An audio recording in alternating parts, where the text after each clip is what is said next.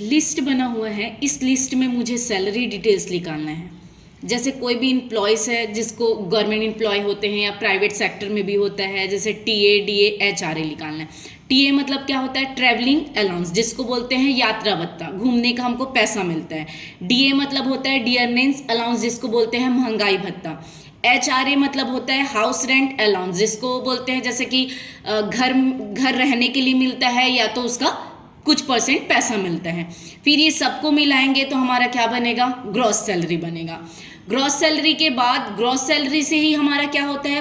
PF कटता है, जिसको बोलते हैं प्रोविडेंट फंड, जिसको भविष्य निधि, रिटायरमेंट के बाद में जो पैसा मिलता है वो होता है। नेट सैलरी जो होता है, पूरा कट पीट के कितना पैसा हमको मिलेगा, हाथ में कितना पैसा आएगा, वो हमारा नेट सैलरी होता है। ठीक है, तो सबसे पहले हम यहाँ पे फॉर्मूला लगाएंगे इज इक्वल्स टू, सबसे पहले हम यहाँ लिए सैलरी का कितना परसेंट हमको टीए निकालना है? 5%, तो इंटू 5 डिवाइडेड बाय 100%। निकालने के लिए क्या किया जाता है? 100 से डिवाइड किया जाता है। वैसे ही इसमें डार्क प्लस आएगा तो डबल क्लिक करेंगे तो सभी का निकल जाएगा। वैसे ही हमको डीए निकालना है तो इज इक्वल्स टू सैलरी को सेलेक्ट करेंगे, सैलरी का कितना परसेंट निकाल रहे हैं हम? 3%, तो इंटू 3 डिवाइडेड बाय 100। हम परसेंट कम ज़्यादा कर सकते हैं, अभी मैं 5, 3, 4 ऐसे दी हूँ, वैसे ही आप कम ज़्यादा कर सकते हैं। फिर यहाँ पे डबल क्लिक किए।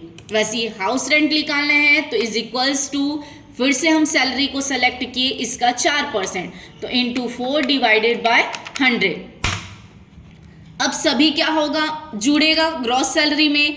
तो ग्रॉस सैलरी में सैलरी, टीए, डीए, एचआरए हमको जोड़ना है, तो यहाँ पे अल्ट के साथ हम इक्वल दबा सकते हैं तो सभी का टोटल आ जाएगा जैसे ही एंटर किए। अब यहाँ पे फिर से हम डबल क्लिक किए, सभी का टोटल आ गया। अब हमको पीएफ कटेगा तो is equals to gross salary से कितना परसेंट कट रहा है? 8%, तो इंटू 8 डिवाइडेड बाय क्या करेंगे हम? 100 देंगे, तो ये 8% क्या होगा? कटेगा। तो ये कटेगा तो क्या होगा? माइनस होगा।